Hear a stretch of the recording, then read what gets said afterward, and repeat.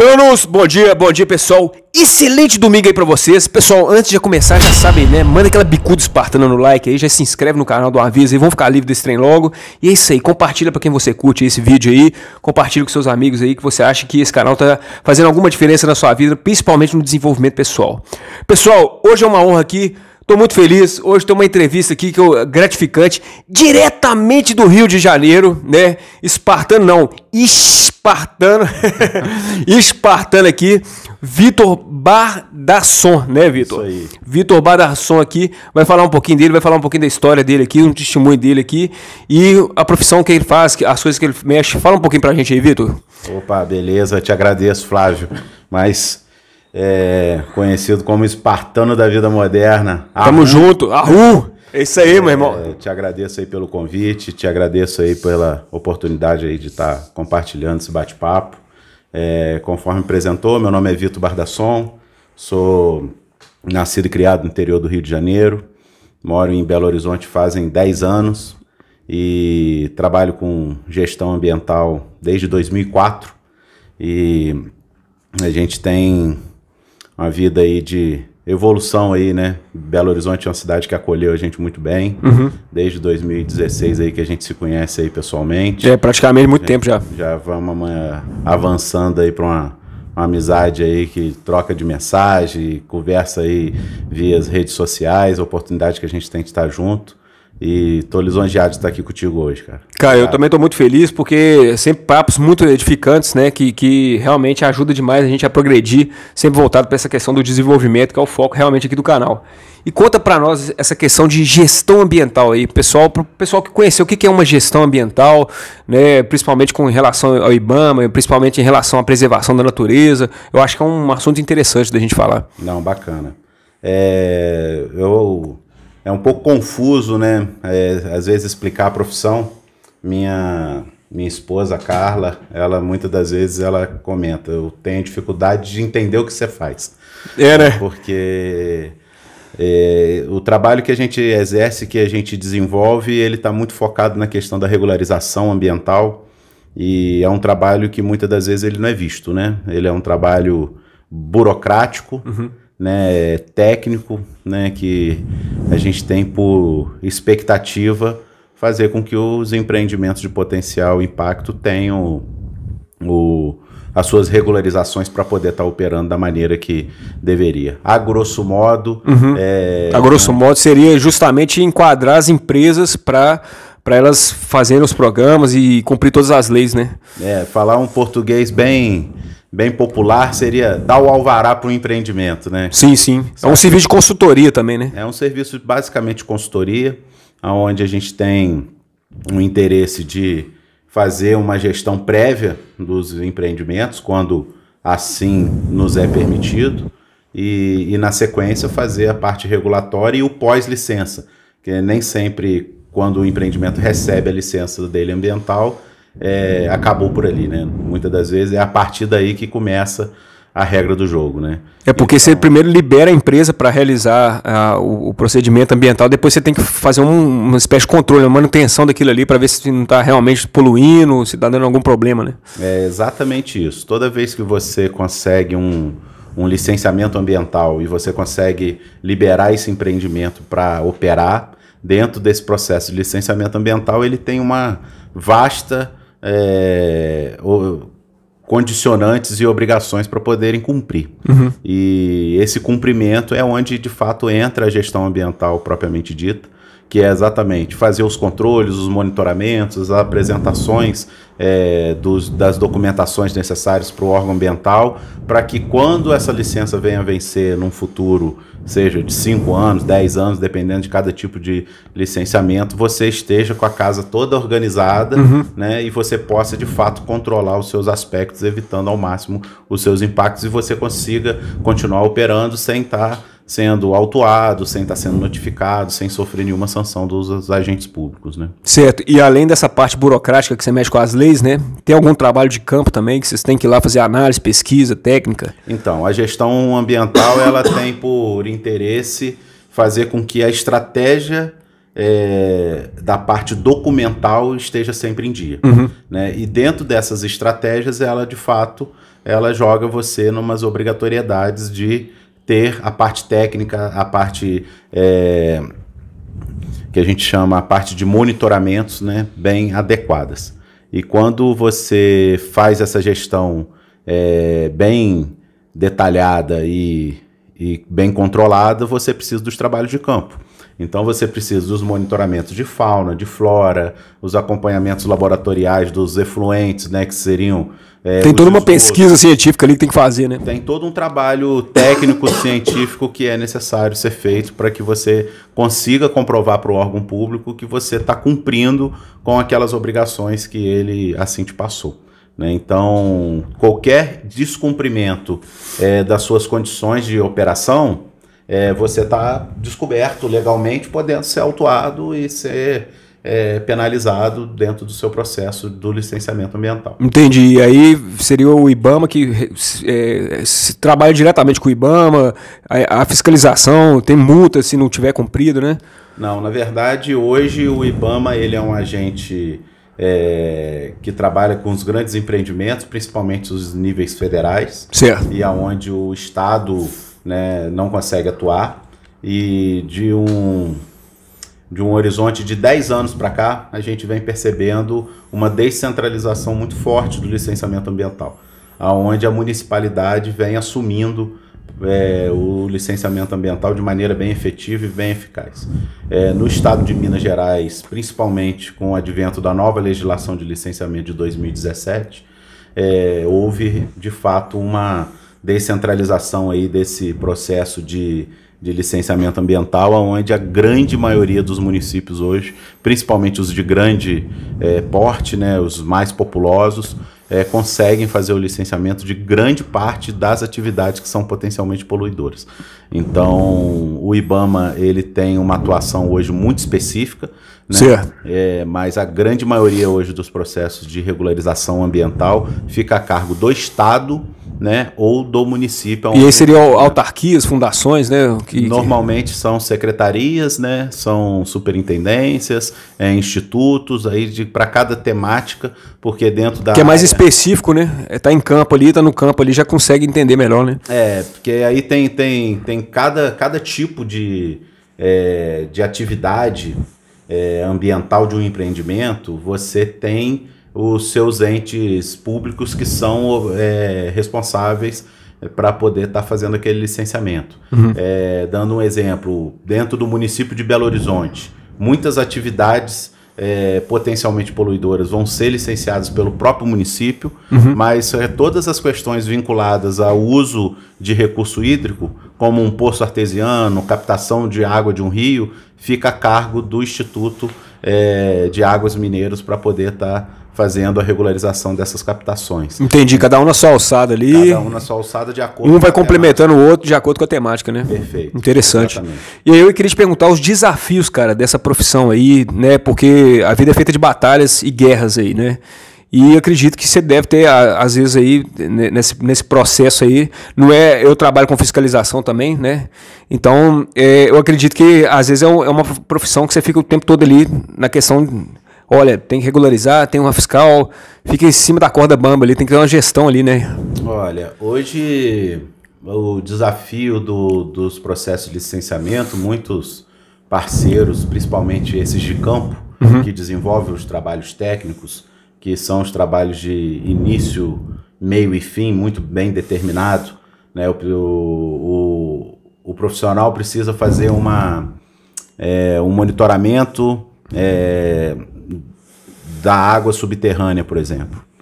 Ele vai lá, vai fazer o monitoramento dele, vai fazer as coletas, vai mandar para o laboratório, fazer um relatório e ali terminou. Quando a gente fala que a gente trabalha com licenciamento ambiental, com a parte regulatória, com esse compliance junto aos agentes públicos, muitos deles falam, você é corajoso, você tem um desafio grande aí pela frente.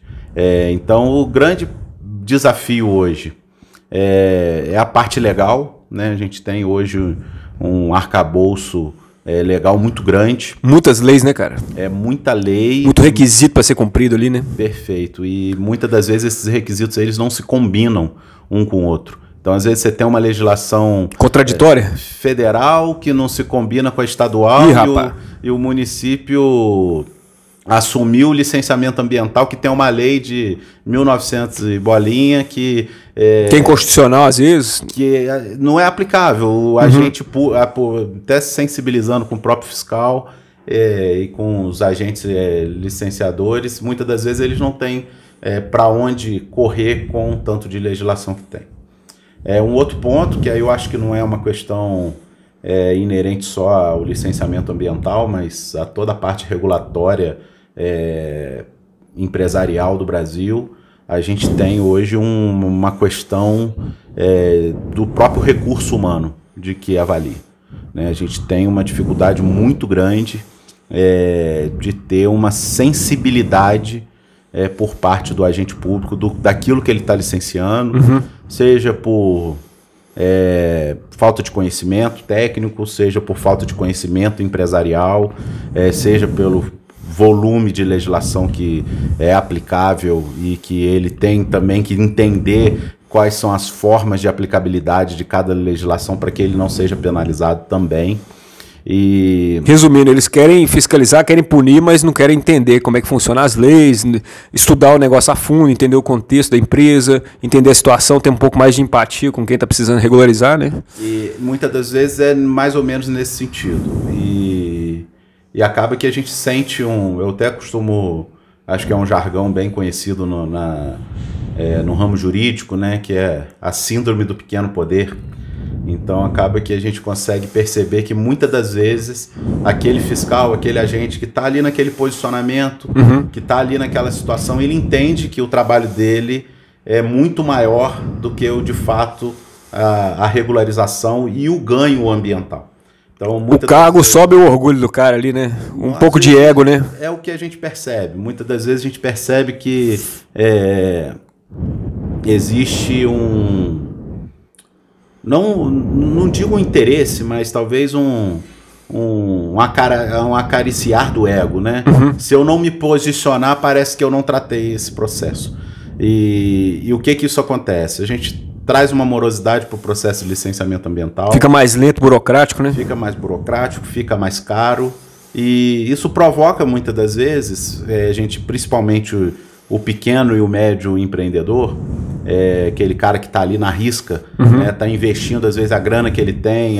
Tá dando tudo ali, fazendo o máximo, né? Tá fazendo o máximo, acaba você provocando o cara a trabalhar irregular, né? Porque o cara não dá conta de cumprir com aquelas necessidades todas.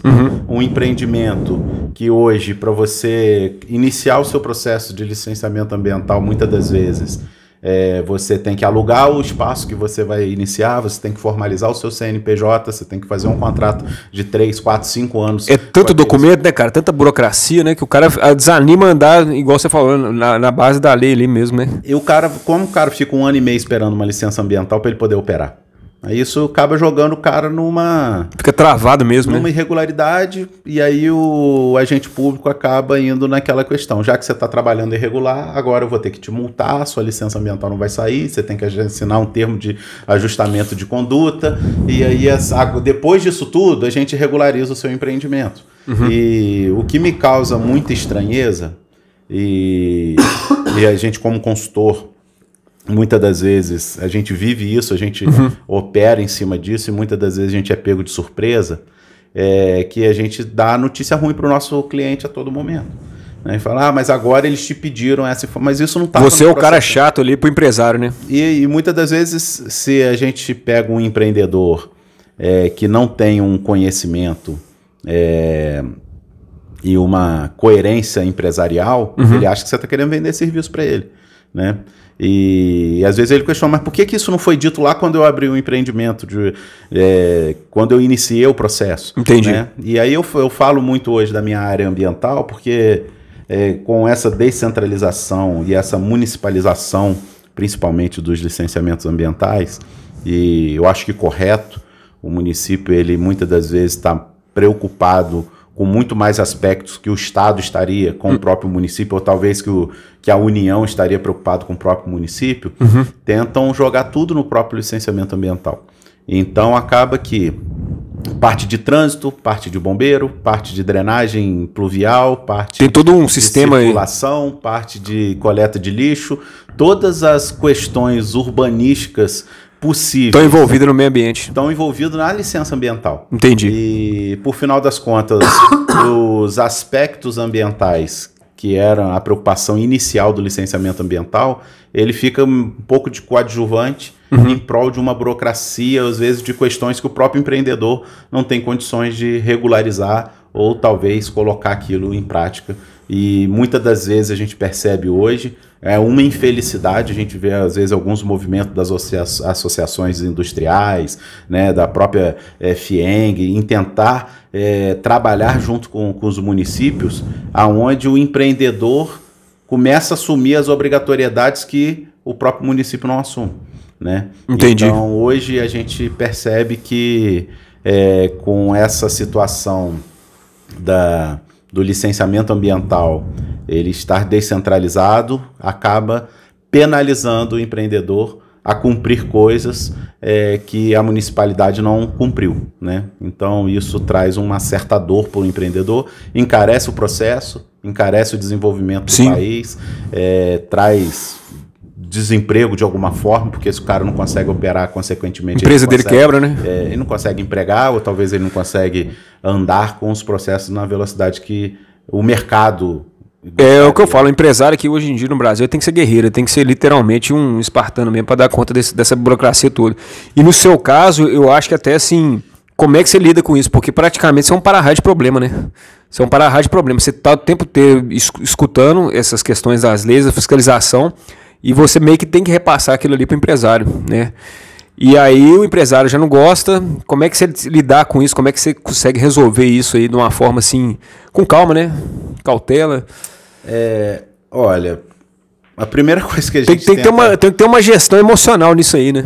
A primeira coisa que a gente tenta trabalhar e que a gente tenta muitas das vezes apresentar isso com o longo do desenvolvimento profissional é a questão da transparência, né? Então hoje a gente trabalha muito com com os empreendedores, onde a gente muitas das vezes a gente já fala, possivelmente isso aqui pode acontecer, se isso aqui não acontecer, isso aqui pode acontecer, se isso aqui não acontecer, talvez isso aqui vai acontecer. E até as formatações das propostas de trabalho, hoje a gente tenta apresentar já um... planejamento de cenário, né? Um mapeamento com planejamento de cenário e planejamento de risco. Quanto tempo? É sempre a pergunta que eu ouço muito. Quanto tempo minha licença sai? Olha, hoje, dentro de um atual cenário, qualquer licenciamento ambiental, a partir de 180 dias, já é um ponto muito positivo. 1 ano é o prazo razoável para você ter uma licença ambiental pendurada na sua parede, você estando apto para poder regularizar. E acaba que muitas das vezes a gente percebe que o processo de licenciamento ambiental ele ficou um processo jurídico, né, documental, burocrático, administrativo, e as questões dos próprios aspectos da questão em si, né, do ambiente, que vão criar os impactos, às vezes não é mensurado da maneira que devia. É isso que eu ia te perguntar, nessa questão mesmo, se realmente com esse tanto de lei, com esse tanto de burocracia, a preservação ela fica melhor, o meio ambiente ganha mais? Eu não tenho essa percepção que os processos vinculados às regularizações ambientais melhoram o meio ambiente. Eu tenho hoje uma convicção que o privado ele protege muito mais do que o próprio Estado, né? Ele preserva muito mais do que o próprio Estado. Então... acaba assumindo, igual você falou, acaba assumindo obrigações que às vezes era do Estado, né? E assumindo as próprias obrigações dele mesmo, né? Porque ele tem que cumprir a lei. Se ele não cumpre a lei, ele é penalizado.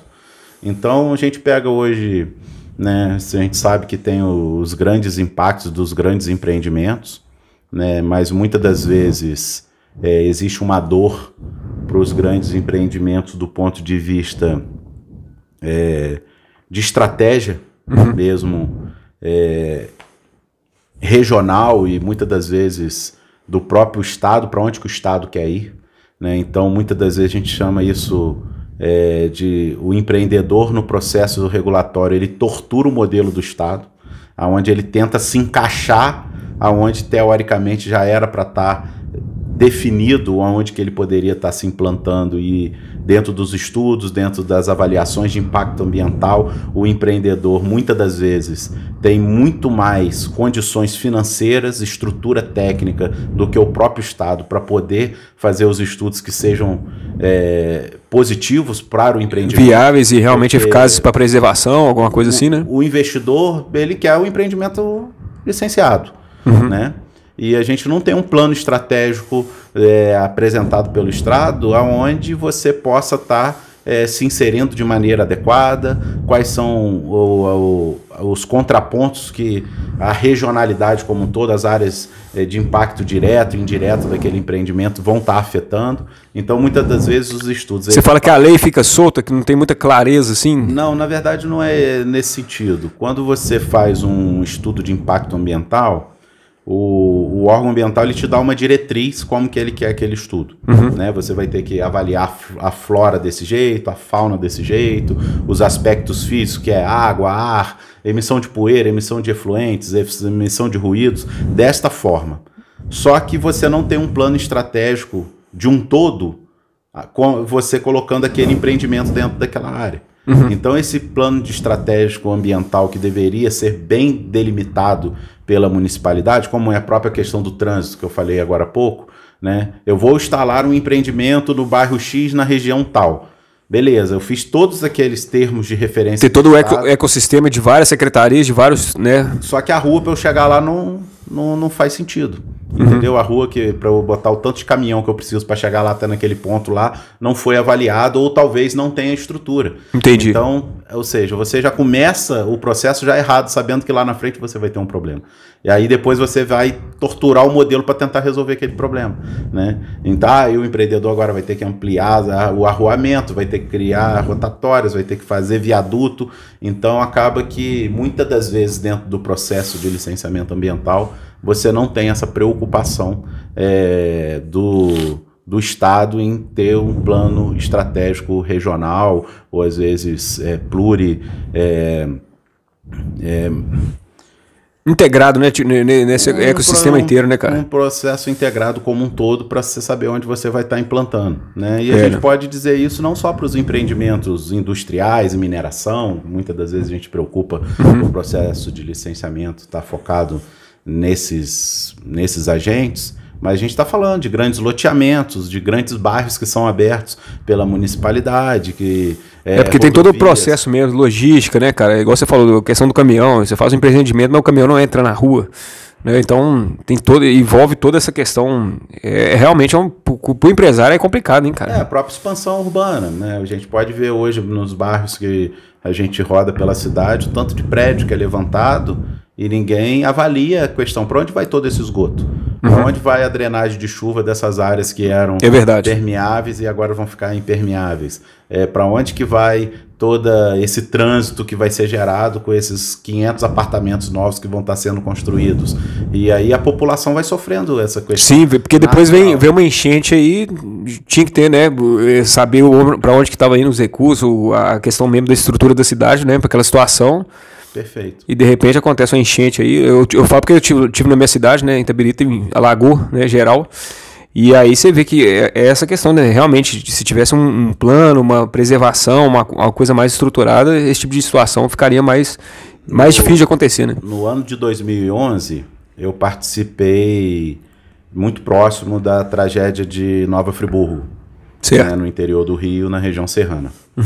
Fazia parte do Comitê de Bacias Regional, e a gente ajudou muito nos processos de organização ali, dentro daquilo que poderia ser melhorado imediatamente. Só para ter uma noção, foram mais de 50 pontes que foram levadas pelas chuvas. Entendi. Foram mais de 1.700 mortes contabilizadas com todo esse processo. Foi uma chuva atípica, de fato ela foi uma chuva que não era esperada.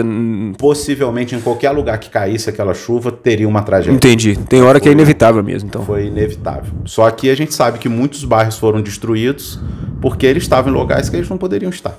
Entendi. E a gente chama isso da institucionalização do crime, né? O cara abre ali uma rua clandestinamente, né? Sem as regularizações que deveriam ter. Sim. Começa a lotear, começa a gente morar. Começa a construir.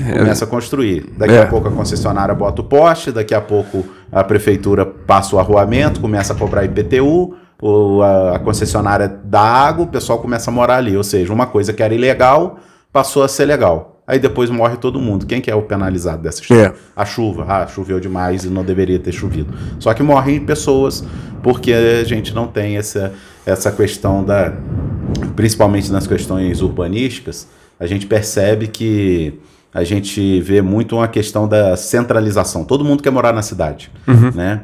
E se a gente observa a natureza ela tende a ser dispersiva, né? Você não tem todas as espécies da mesma árvore no mesmo lugar. Dentro de uma mata você tem aquelas espécies esparramadas no meio da mata. Exato. Né? E acaba que o ser humano ele tem a necessidade de se aglutinar, por N motivos, né? Por questões de segurança, por questões de estratégia. Quero morar perto do supermercado. Quero morar perto do supermercado, quero morar perto de onde tem um bom hospital. Ninguém quer morar no meio do mato.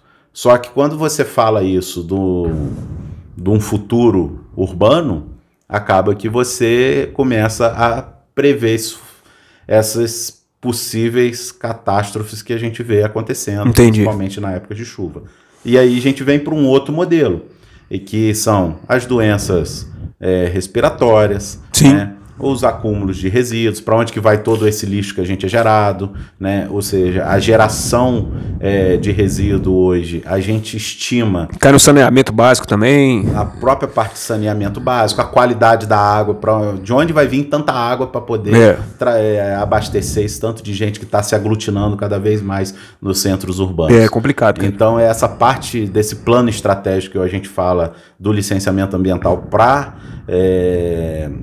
indústrias, para atividades de impacto ambiental, que é o que eu trabalho hoje, você tentando exemplificar, a gente traz para essa questão urbanística, a gente consegue entender esse processo. E muitas das vezes os maiores desafios hoje são as questões legais, né? Voltando na sua pergunta aí inicial. Burocracia. E as pessoas que estão avaliando. Né? Certo.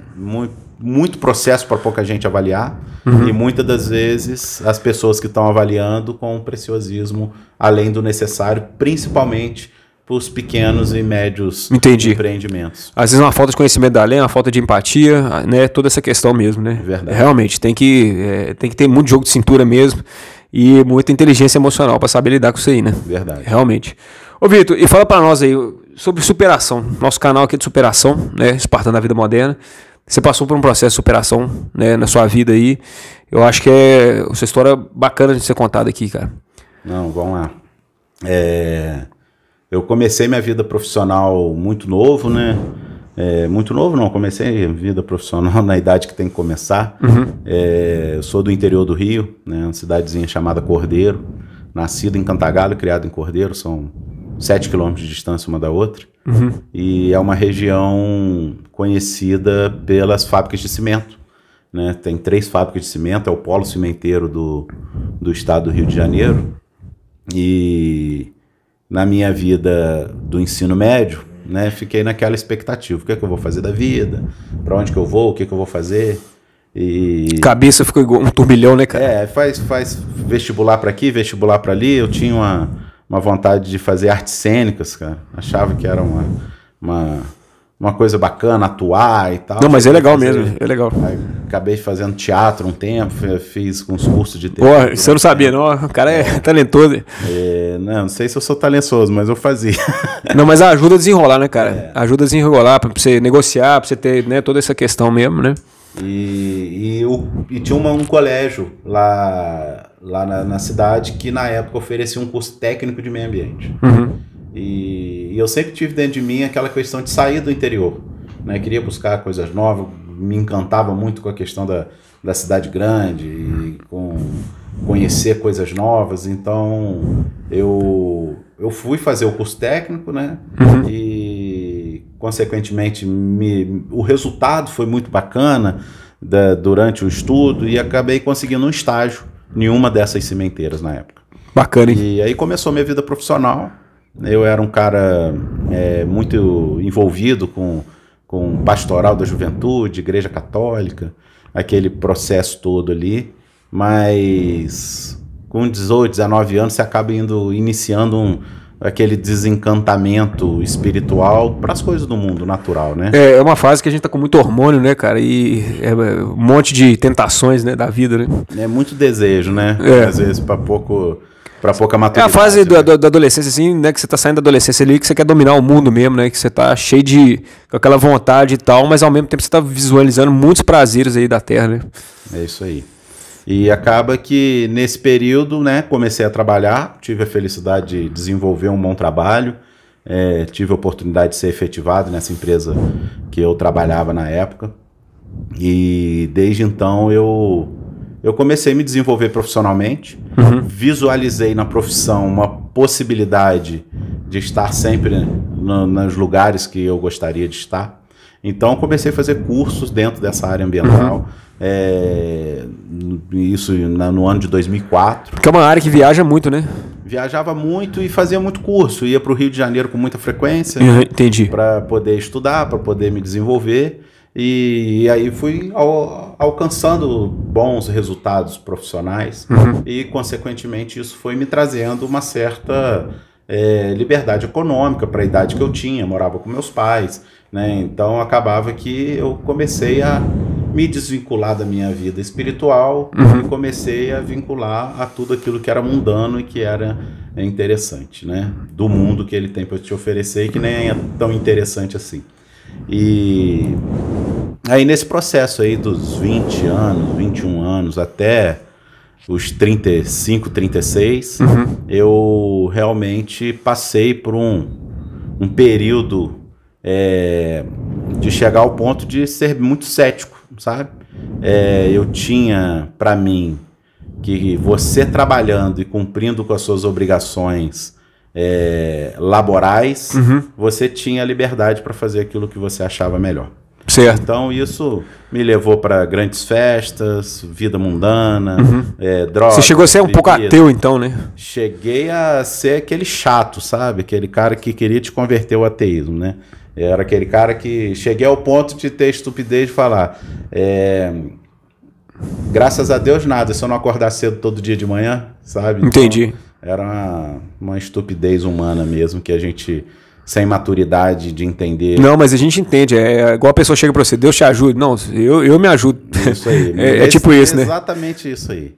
E cheguei, aquela coisa, o cara ser ateu não tem problema, o problema é o cara ser um militante ateu, né? E eu cheguei nesse momento. E aí a vida foi me levando para alguns lugares, algumas decepções pessoais, alguns vazios que você não consegue entender muito bem. E nesse processo desse vazio, eu e a minha esposa, a gente quis experimentar algum retorno dessa vida espiritual, e que a gente, de família católica, né, criado e nascido na igreja católica, vamos na missa, né? E a gente percebeu que naquele processo ali litúrgico, né, católico, sabe, não é isso, parece que está faltando alguma coisa. E num dia a minha esposa chegou para mim e falou: tem uma amiga que é minha cliente, ela já falou que tem uma igreja tal que ela frequenta, tal. A gente estava se arrumando para ir na missa no domingo e então vamos lá. A gente estava sem compromisso nenhum espiritual, a gente estava tentando buscar, e a gente teve a oportunidade de ir num culto de uma igreja batista, e esse culto mexeu muito com a gente.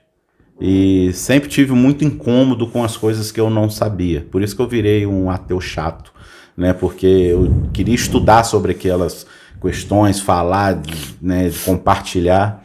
E aí eu comecei a estudar um pouco mais sobre a questão bíblica, um pouco mais sobre o cristianismo, um pouco mais sobre a religião, e comecei a entender que a religião que me afastou de Deus, né, a religião que me afastou da espiritualidade. Olha, bacana, hein? Então a gente começou a voltar os nossos olhos para uma vida cristã, né? E essa superação ela veio há 2 anos atrás, aonde eu tive momentos realmente íntimos com Deus, né? Que realmente me tirou de um velho eu, sabe? Tive a oportunidade de ser batizado novamente, conforme o preceito do cristianismo. Sim, sim. Né? Me tornei uma pessoa mais calma, né? Me tornei uma pessoa mais compreensível com as diferenças das outras pessoas. Empática, né, cara? Legal. Comecei a entender que algumas obrigações da vida você não pode deixar para depois. Me afastei de qualquer tipo de envolvimento com questões ilícitas, de droga, de envolvimento que não fazem sentido para um amadurecimento espiritual. Deu literalmente aquele detox mesmo, né, cara? Detox espiritual mesmo, né, cara? Mental, espiritual.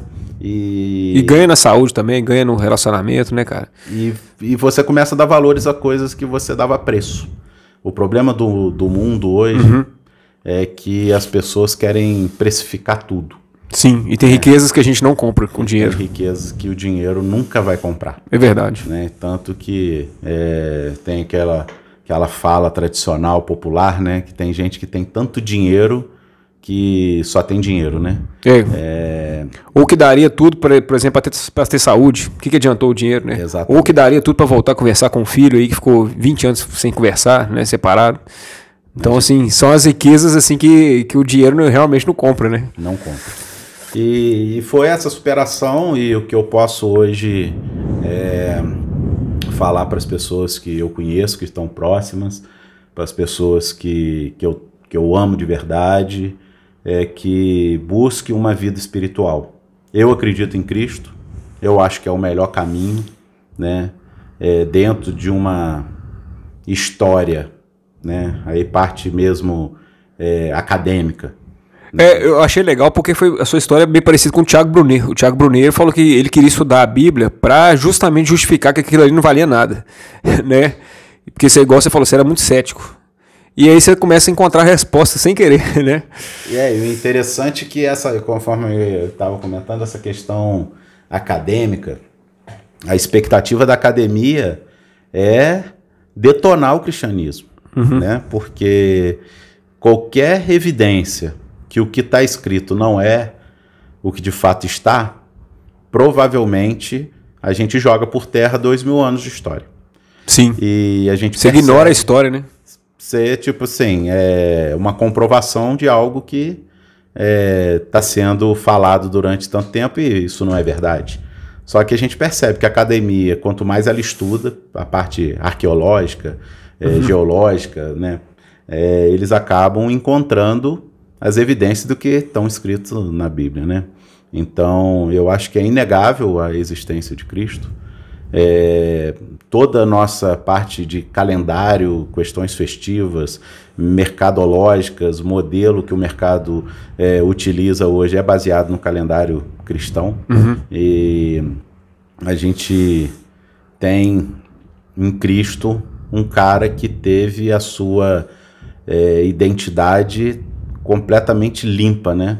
A gente não consegue perceber do que ele ensinou, dos valores que ele ensinou, aquilo que a gente possa, de alguma forma, eliminar como um bom valor a ser seguido dentro das relações humanas.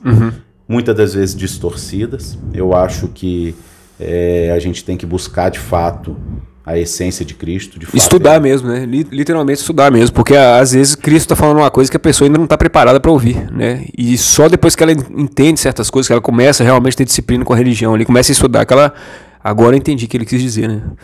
E o pouco mais do que ele quis dizer é o que ele pediu para a gente viver, né? Sim.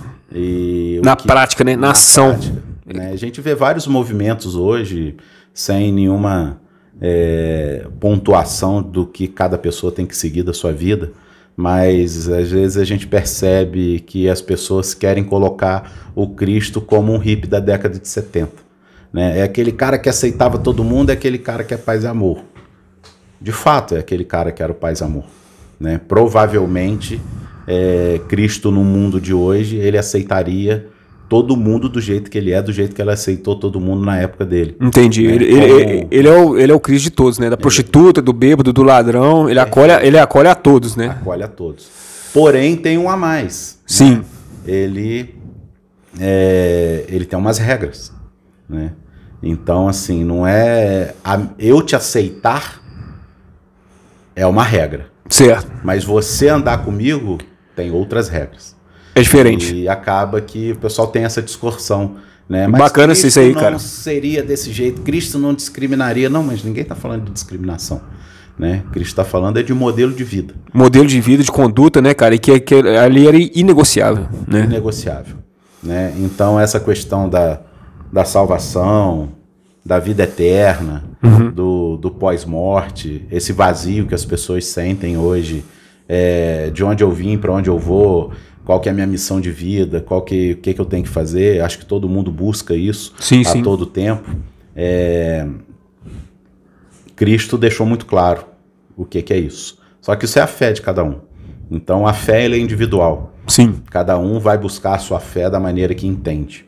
Mas eu tive a oportunidade de ouvir em um dos podcasts que a gente te ouve aí atualmente, o Augusto Cury. Ele citou uma questão de valores sociais, que Cristo ele não foi colocado em momento nenhum como um filósofo.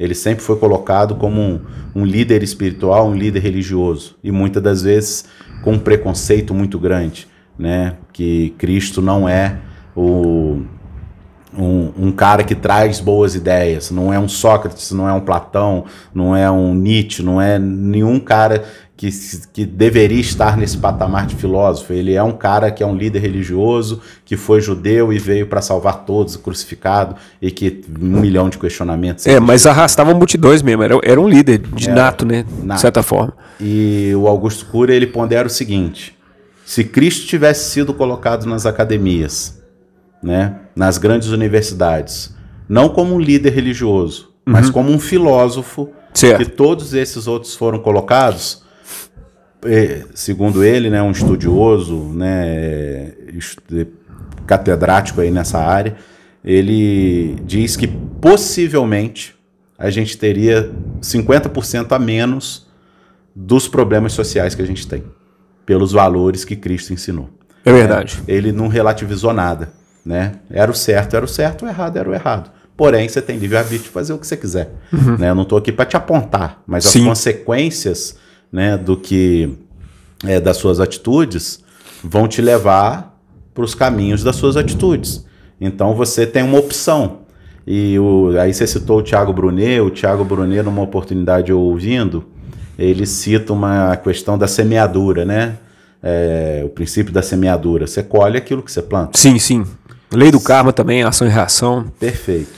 E se você plantou erva daninha até hoje, não precisa esperar para colher toda a erva daninha para começar a plantar coisa boa. Exatamente. Você pode começar a plantar coisa boa. Você pode começar a interromper, né, aquela plantação ruim, né? Exatamente. E aquela plantação ruim, uma hora ela vai cessar para começar a nascer coisas boas. Sim, sim. E a gente vê muito isso hoje na humanidade. As pessoas estão muito isso, esperando que ciclos se completem para que tentem novos ciclos. Porque, na verdade, esse completar do ciclo é o fundo do poço. É quando a pessoa vê que ela levou a vida dela para um caminho totalmente errado, que ela foi para droga, que ela foi para bebida, que ela foi para traição, e que aí ela está no fundo do poço, que é ela que encontra Deus. Aí é como se fosse um recomeçar, né? Muita gente vai para a igreja só depois que chega nesse final do poço, né? Exatamente. Nesse final desse ciclo, né? Exatamente. E como a gente é um ser multifacetado, né? A gente tem dores, né? A gente é um bom marido, mas às vezes é um mau marido. Às vezes a gente é um bom amigo, mas às vezes a gente é um mau amigo. Às vezes a gente é um bom funcionário, um bom empregado, um bom empresário, mas às vezes a gente é um mau empresário, um mau funcionário. Então, a gente tem emoções, um dia você acorda bem, no outro dia Sim, a gente é mutável o tempo inteiro, né, cara? Né, a gente tem que talvez seguir, né, esse caminho da disciplina, né, do foco, que isso vai fazer com que a gente consiga de alguma forma manter uma estabilidade daquilo que a gente quer, mesmo a gente acordando mal, né? No dia que Exatamente. você acordar mal, você tem que acordar e ir pro seu trabalho. Você tem que bater cartão, não tem jeito. Você tem que bater seu cartão, ou se você não tem um cartão para bater, você talvez tenha empregados que você tem que pagar o salário, ou às vezes você tem clientes que você tem que cumprir com as obrigações. E todo mundo tem as suas obrigações. Sim, e várias áreas, né? Você acordou mal, mas você tem que tratar bem sua esposa, independente de qualquer coisa, você casou com ela. É um negócio meio assim, né, cara? Porque você colocou. É difícil. É difícil pro ser humano, porque as nossas emoções, elas não se equilibram com o que a gente quer, né? E aí, vou citar o Thiago Brunet, que é um cara que eu gosto muito de ouvir, e você lembrou dele aí. Ele fala muito que o coração não é o nosso órgão, né? O coração são as caixinhas de emoções, né? Sim. E o que a gente coloca nessas caixinhas de emoções? É o que a gente alimenta dentro dela. É verdade. Muitas das vezes a gente acaba se desequilibrando porque a gente não tem foco em nada. E o mundo de hoje, principalmente... Com excesso de informação, né? Fica mais difícil ainda, né? Não dá para... As pessoas não querem, né? E as pessoas não querem. Eu tenho uns debates com alguns amigos, muitas das vezes, que eles seguem muito essa linha do... Não tem emprego para todo mundo. Mas eu, do outro lado, como a minha consultoria, ela está muito vinculada ao empresário, ao dono da empresa, ao diretor, a quem está exercendo um papel de liderança, é unânime. A gente não encontra gente que quer trabalhar, né? Olha só, falta capacitação, falta gente querendo, falta gente botando a cara. Capacitação, tô para te falar que as empresas dão, cara. Eu acho que a pandemia mostrou isso muito bem. Falta pessoa, a pessoa não quer, velho. A pandemia, você viu que teve muita gente que prosperou na pandemia. Você viu que não teve desculpa. A pessoa que quer fazer, ela dá um jeito. Dá um jeito.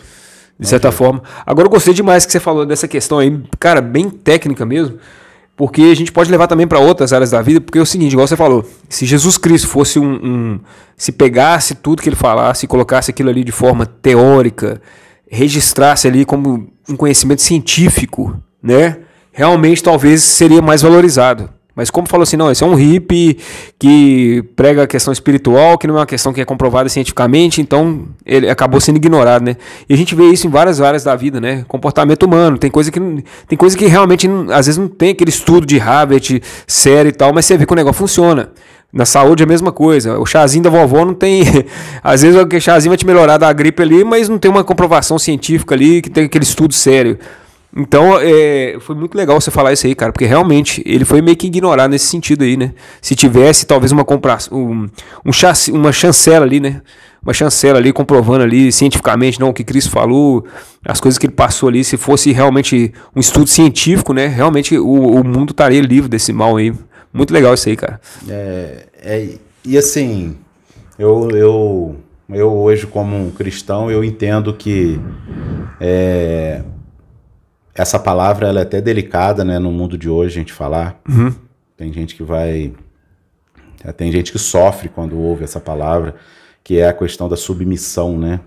Quando você se submete, não é uma questão de humilhação, de você apagar o seu eu, né? Mas quando você se submete ao ponto de você ter respeito e se entender que aquilo é um valor para você, né? Então, essa é uma grande dificuldade em as pessoas entenderem a Cristo, porque o que ele ensinou não é fácil. Conforme eu disse, ele não relativizou as coisas. Ele deixou tudo muito preto no branco. Tem aquele cara que tinha bens, dinheiro, e ele falou, se quiser andar comigo, livre-se todos os seus bens, né? E o cara ele não quis, né? Exatamente. Tem muita história na Bíblia, assim, que era aquilo ou não, né? Todas as histórias que a gente vê na Bíblia, a gente consegue perceber que tem uma questão de dor, conforme você falou, as pessoas buscam a igreja, né, a salvação num momento de dor, e isso tem muito a ver com a falta de submissão, a falta de respeito, né? A gente tem a questão do filho pródigo, né? né? É só depois que quebra a cara, aí que a humildade chega, cumprimenta, abraça o cara e fala assim, prazer, eu sou humildade. Isso aí, a gente tem a questão lá da filha de Jairo, né? Que Jairo foi procurar Cristo com a filha quase morrendo, né? A gente tem lá a história de Zaqueu, que também o cara se sentiu mal por humilhar tantas pessoas, por ser o cobrador de impostos corrupto que ele era, né? A gente tem a história dos talentos também, né? Sim. Então acaba que assim, tudo você percebe que as pessoas fraquejaram e buscaram um resultado quando elas já estavam numa situação que elas não poderiam voltar atrás. Então a questão da submissão, e Cristo ensinou muito em parábolas, e muitas das vezes mal interpretada no mundo de hoje, porque ele falou parábolas para o povo daquela época. Sim. Né? E que muitas delas fazem total sentido no mundo de hoje, mas a gente tem que perceber que as pessoas que se submeteram a Cristo sofreram muito, né? Tanto que o registro bíblico no Novo Testamento, todas as pessoas que andaram com Cristo tiveram mortes horríveis, né? Os apóstolos, né? O apóstolo Paulo. O caminho da glória é o mais espinhoso, não tem jeito. A porta é estreita. E é só para guerreiro, não tem como. E tem um pouco daquela imagem que a gente aqui, antes do nosso bate-papo, eu te mostrei, né? 2 idosos empurrando o carrinho de neném com barbudão em cima. É o que a gente está passando hoje. As pessoas não querem ter dor, né? As pessoas querem ter facilidade, tem que ter sempre alguém para me amparar, tem que sempre alguém para me pegar no colo, tem sempre que ter alguém para amadurecer por mim, porque eu não quero ter a dor do amadurecimento. E a dor do amadurecimento, ele parte por um processo de submissão. Sim. Aí a gente pode pegar dentro da nossa vida. Quantas vezes que num processo de trabalho, um chefe, uma liderança dentro da empresa ou dentro de um órgão público, seja lá onde for que a pessoa trabalhe, foi ríspida, foi preconceituosa, ou te colocou numa situação de vulnerabilidade pela posição que você está, e você teve que ser submisso, por quê? Teve que engolir sapo. Eu perco meu emprego, amanhã eu não tenho o que comer. Você teve que engolir sapo, né? Você teve que engolir sapo. E quando a gente fala do ponto de vista espiritual, a gente deixa a nossa vida se bagunçar completamente. Né? A gente segue por um caminho que tanto faz, cara. Depois, lá na frente, a gente faz uma simpatia, a gente faz qualquer... O famoso do Rio de Janeiro, né? Deixa a vida me levar, né? Deixa a vida me levar. Do Zeca Pagodinho, né? Exatamente. E essa deixa a minha vida me levar, ela tem muito a ver com aquela questão que, assim, não me importo com nenhum tipo de regra, né? Na palavra propriamente dita, deixa a vida me levar. Mas como que a vida vai te levar se a vida não é simples? A vida tem dor, a vida tem conta para pagar, a vida tem sofrimento para compartilhar, tem sofrimento, tem perda. Exato. Né? E a gente é um ser, aquilo que eu comentei, a gente é um ser multifacetado. Então, a gente tem de dor a alegria, a gente tem um espectro gigante, né? Mas Cristo disse isso, né? Vocês terão aflição, mas tenham de bom ânimo, né? Você vai acordar todo dia mal-humorado? Você, com tudo que acontece, você vai ter mau humor, você vai ter estresse, você vai se aborrecer? Tem coisas que têm limite, né? Tudo na vida tem um limite. Tem. Né? Mas até você chegar no seu limite, a última gota do copo d'água antes de derramar, você tem que ter bom ânimo que você vai conseguir resolver aquilo de uma maneira amistosa. A pessoa que passa por um luto, ela tá passando e um monte de gente vai passar, a realidade na vida de todo mundo. Exatamente. Um dia alguém vai perder alguém querido, né? E como que você lida com as dores da vida? Isso depende de você. Simplesmente de você, você não pode delegar isso para ninguém, né? E essa relação espiritual, aí assim... Te dá um conforto, né, cara? Te dá uma ajuda, você saber que você não tá sozinho. É meio que você fala assim, eu me submeti a Cristo, a Deus, e você se sente abraçado, cara. Você sente que o mundo realmente vai ser difícil, o mundo terá aflições, mas com ele você consegue vencer o mundo, né? Perfeito, é isso aí. E quando você sente que você tem para onde recorrer, é que ninguém quer ser filho abandonado, né? Então quando você tem um Deus que você consegue entender que ele é um Deus Pai... É o carregador do celular ali que te carrega a sua energia de novo, né? Exatamente. E não deixa o celular apagar, né? Porque muitas das vezes o pessoal tá esquecendo o carregador em casa. E a gente vê, né? Lógico, sem querer julgar o que as pessoas fazem com o dinheiro dela ou com os ganhos ou com a vida dela, mas a gente pode pegar a situação agora do submarino. Sim. O que justifica um cara que tem milhões, né, um cara muito bem... É um vazio, né, que a pessoa quer buscar. Sim. Vou mergulhar lá embaixo. Não ele já tá ele tá muito rico, já tá cheio de dinheiro, então ele precisa ali daquela injeção de dopamina, de emoções ali novas o tempo inteiro, né, cara? Exatamente. Mas é porque às vezes tem um vazio que é o principal, que é o espiritual. É o espiritual. Né? Às vezes de estar descendo um navio, se ele estivesse abrindo uma creche, não sei, ou ajudando outras pessoas, aquilo ali realmente poderia completar a felicidade dele de uma forma mais profunda, né? E assim, não sei se você concorda com isso, mas de forma alguma, eu não sei quem são essas pessoas que foram nesse submarino, só peguei de exemplo aqui, mas elas foram buscar uma coisa que era um vazio dentro delas, mas também foram buscar aquele posicionamento da aceitação e do poder, entendeu? Eu mergulhei a não sei quantos mil metros de profundidade para ver o Titanic. Entendi. Aí você, cara, quantas barreiras de corais que tem maravilhosas no mundo afora. Sim, o cara sim. podia mergulhar 30 metros de profundidade, ver coisas lindas, o cara preferiu mergulhar num balde de gelo, numa profundidade sem fim, assim... Com controle de joystick. Com controle de joystick. E o dinheiro pode comprar? Pode comprar, mas o dinheiro compra muita coisa vazia. Sim. E de forma alguma demonizando o dinheiro, né, cara? O dinheiro é muito bom e Não, Deus quer que a gente seja tanto que isso que nós estamos falando, eu sou da teoria o seguinte, eu venci o mundo e eu venci no mundo. Eu acho que a gente tem que vencer no mundo também. Exatamente. Na parte capitalista, ela tá aí, dá a César o que é de César. A gente tem que vencer também financeiramente. Não é porque o cara é super espiritualizado que ele não tem que ter dinheiro. Não, de forma né? alguma. Muito pelo contrário, o dinheiro vai dar mais poder para ele ser mais espiritualizado e abençoar outras pessoas, né, de certa Isso forma. Agora, eu queria ver, assim, a gente é muito prático aqui no meu canal, Espartano da Vida Moderna.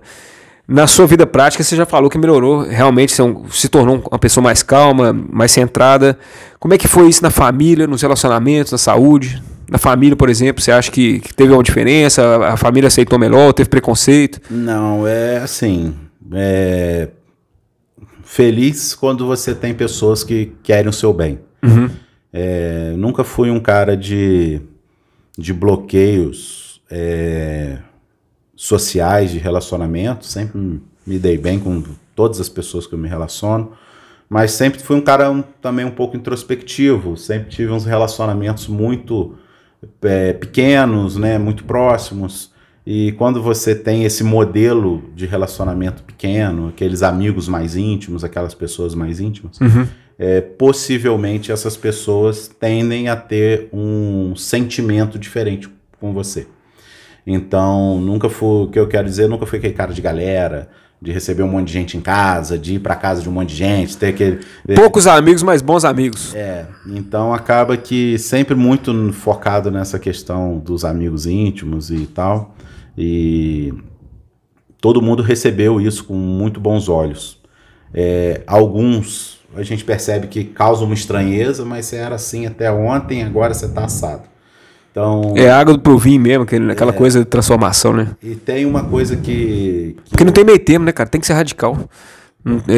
O caminho, é lógico que a gente tem um processo. Às vezes você vai cair, você vai tentar mudar, você vai errar, você fraqueja, né?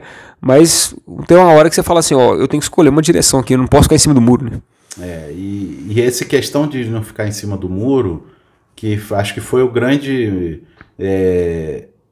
a grande mudança, porque assim, eu me posicionei de algo que era completamente diferente do que eu era, e eu não mudei meus relacionamentos.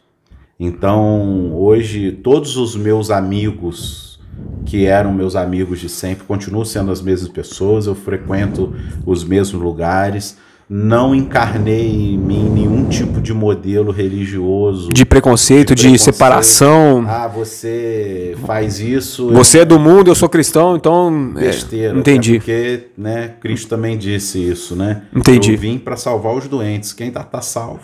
E tem gente que tem essa religiosidade que acaba sendo... muitas das vezes ignorante, porque eu quero falar aquilo que me faz bem para quem eu gosto, né? Então acaba que se eu não puder falar para quem eu gosto daquilo que está me fazendo bem, acho que não faz muito sentido nenhum tipo de espiritualidade. É verdade. Acaba que é egoísta. Você enche o copo, você quer repassar. Exatamente. Em questão de família, minha família é uma família relativamente pequena, eu não tenho muitos relacionamentos com primos, com aquelas famílias gigantescas que reúne 150 pessoas na ceia de fim de ano, né? Eu mudei.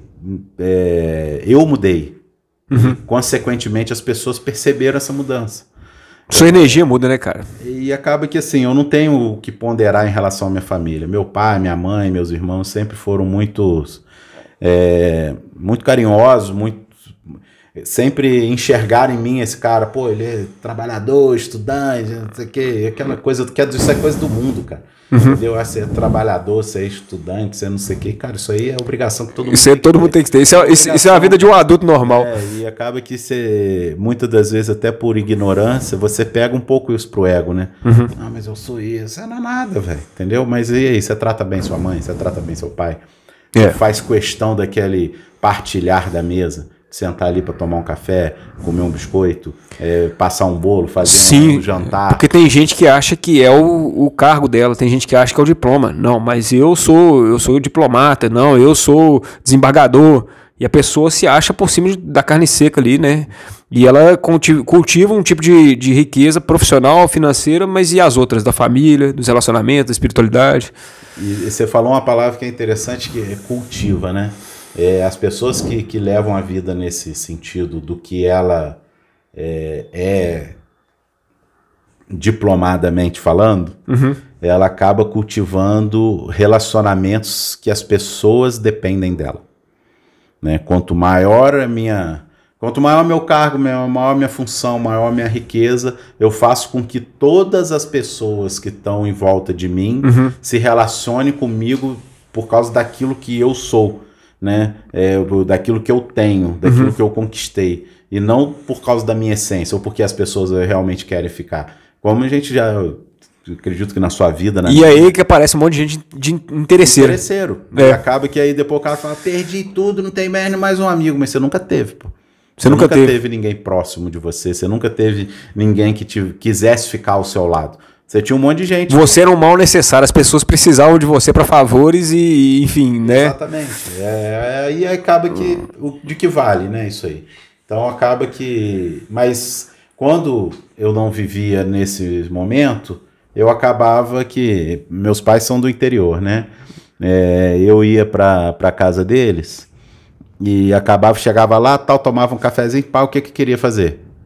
Sair pra estar com os brothers, aí chegava 3, 4 horas, chegava de 1h30 da manhã, 2 horas da manhã em casa, né? Os coroas já estavam dormindo, né? Já não estavam lá. E o que vale se eu não puder sentar na mesa lá com seus pais e dar atenção pros seus pais? Você ter esses momentos, isso é uma felicidade que eu e minha esposa a gente tem, que com alguma frequência, eu até brinco com ela, o dia que a gente mudar para uma cidade de praia, a gente não vai querer esse monte de visita, cara. A gente vai falar com a galera, não precisa vir me visitar, não. Porque, assim, como a gente mora em Belo Horizonte, a família do Rio, é um pouco longe, é um pouco distante. Sim, sim. Belo Horizonte é uma cidade o que se resume em fazer em Belo Horizonte? Passear na cidade, na Praça do Papo, sentar num boteco, tomar um trem ou comer um negócio. Ou cidade que tem boteco, né?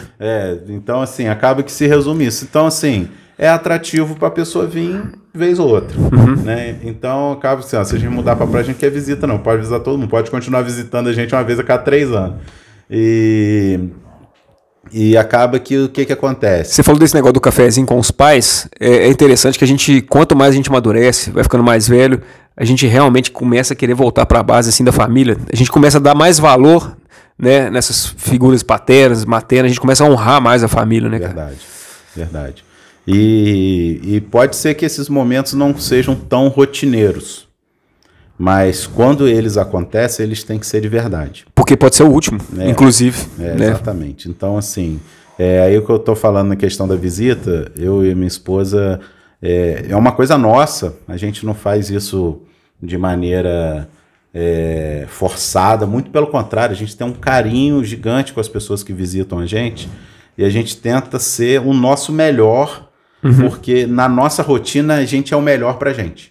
É aquela situação que o pessoal fala, você tem os pratos, os melhores copos dentro do armário, que é pra visita, não, tira os melhores copos, os melhores pratos pra você usar no dia a dia. Entendi. E quando a visita chegar, eles vão usar o que são os melhores da sua casa. Sim. Então a gente tenta levar essa vida com o que é melhor pra gente, e é tão natural pra gente ser o melhor no nosso dia a dia, que quando a visita chega, ela acaba observando isso. Sim. E a gente tem muito carinho de tentar fazer com que as pessoas se sintam bem, né, cara? Que essas pessoas se sintam à vontade, se sintam em casa. A gente mora num apartamento de 50 e poucos metros quadrados, é um apartamento pequeno, mas que a gente tenta acolher a pessoa da melhor maneira possível.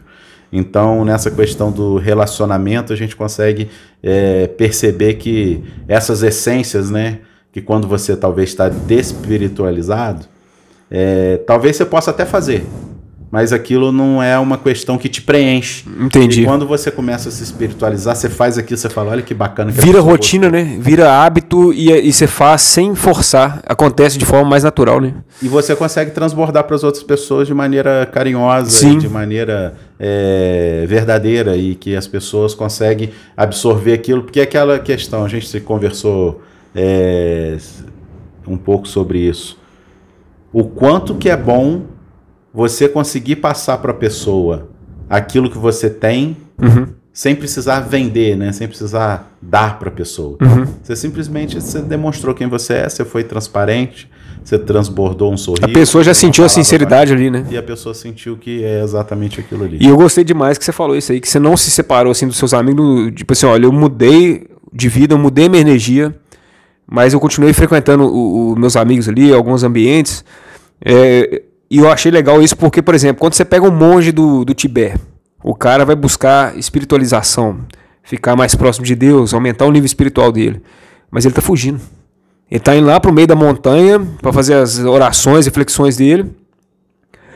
E aí ele se torna mais santo mesmo. Mas o difícil é se tornar santo no meio desses ambientes. Isso aí. Você sustentar a sua fé, você bater ali na mesa e falar, não, eu sou Deus, no meio desses ambientes, com os mesmos amigos ali, e às vezes escutando crítica, às vezes escutando preconceito, né, cara?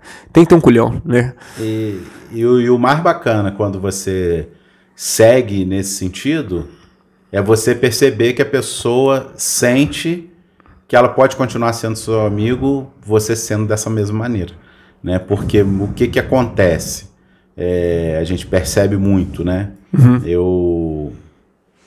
Eu percebo que talvez é um processo de amadurecimento do próprio povo que segue a Cristo, né? O quão é importante você aceitar as pessoas com as diferenças que elas têm, por mais que você discorde. Viva a diversidade, meu irmão. Né? Então, assim, a grande questão é você querer fazer o que todos fazem. Então, a gente é preconceituoso. O ser humano é preconceituoso. Todos os seres humanos são preconceituosos em algum campo da esfera social, dos relacionamentos sociais, né? Dentro de uma organização Mas você não é obrigado a aceitar, você é obrigado a respeitar, né? E você é obrigado a transbordar aquilo que você tem de melhor. E quando tem essa troca, porque todo mundo tem alguma coisa boa para te oferecer. Concordo. Todo mundo tem alguma coisa boa. Independente do partido político, da opção sexual, da cor, né? Independente de qualquer coisa, sempre tem alguém pode te acrescentar. Independente da condição financeira. Às vezes você vai escutar um conselho de um mendigo na rua e aquilo ali vai te fazer uma reflexão. Cara, aí você falou isso aí que é interessante. Eu tive uma oportunidade, foi em janeiro desse ano. Tava até chovendo, o dia tava chuvoso e eu saí de casa de Uber. E eu fui numa agência bancária que eu tinha uma conta. Eu fui lá para encerrar essa conta que eu já não usava já há um tempo. Aí isso era de manhã. Era quase na hora do almoço. Aí eu entrei na agência, ali na região ali da Amazonas, com contorno ali. Eu entrei na agência, eu reparei que tinha um senhor, morador de rua, próximo assim. Sabe que você vê? Eu vi que o cara me deu uma fitada assim e tal. Eu falei, acho que ele vai ficar marcando aqui para na hora que eu sair, né? Certo. Aí, na hora que eu saí da agência, como eu tinha saído de casa de Uber e tal, tava ali no aplicativo e tal, e realmente naquele dia, hoje a gente não costuma andar com dinheiro e tal, Normalmente tem alguma coisa dentro do carro, um biscoito, alguma coisa assim. Mas aí eu tava de Uber, eu não tinha nada na mochila, não tinha nada que eu pudesse oferecer para ele. E como eu tinha cancelado aquela conta daquela agência, não tinha nem como ir lá no caixa para sacar alguma coisa. Pra ajudar ele. Lógico, para me abordar se eu podia ajudar ele de alguma forma. Só que o meu Uber faltava assim, dando uns 10 minutos, estava chuvoso no dia. Certo. Eu dei ouvidos para ele, sabe? Você deu sua atenção. Eu falei, não tenho nada não, tal. Aí ele meio que assim, sentiu que eu não repeli ele, né? Eu fiquei do lado dele e fiquei batendo papo com ele. E na sequência ele já... Não, que eu briguei com meu irmão há 30 anos atrás. Ele tinha falado que tinha 30 anos que tinha brigado com o irmão. Certo. Que ele era do interior e que estava em situação de rua há muito tempo. E que a irmã também não aceitava a situação dele. Aí eu fiquei ali aqueles 9, 10 minutos ali que faltou pro Uber chegar conversando com ele. Aí o que eu pude falar com ele, falei, cara, desencana desse negócio, cara. Liga pro seu irmão lá, pede desculpa pra ele. Fala com ele que se ele brigou com você alguma vez na vida, que isso aí já é passado e que isso aí já... Bola pra frente, né, cara? Bola pra frente. Aí, o engraçado é que na hora que eu tava me despedindo dele, que o Uber chegou, ele só falou assim, volta aí depois pra gente conversar mais. No final das contas, você vê que às vezes é uma pessoa numa situação de rua, igual que você comentou. Só precisava de uma palavra amiga, às vezes, né? Às vezes o cara só quer conversar, velho. Às vezes o cara tá ali carente ali de atenção, querendo bater um papo.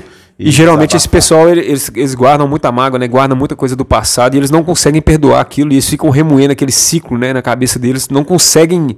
Mentalmente é como se eles estivessem presos naquela situação, né? Exatamente. E já era um senhor, sabe? Já era